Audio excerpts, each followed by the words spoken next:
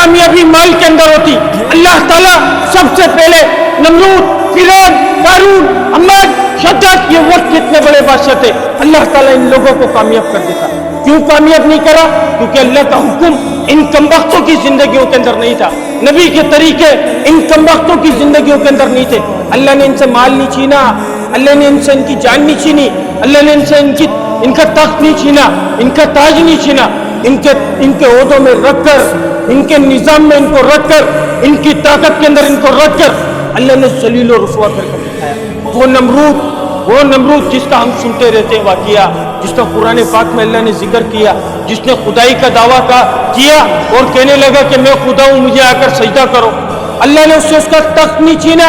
اس سے اس کا تاج نہیں چھینا، اسی تخت پر، اسی تاج پر بٹھا کر جو لوگوں کو اپنے آگے سجدہ ریز کروایا کرتا تھا، جو لوگوں کو اپنے آگے سجدے کے اندر گروایا کرتا تھا، اللہ نے ایسا مقام پر لا کر اس کو کھڑا کرا، ایک معذور مچھر کے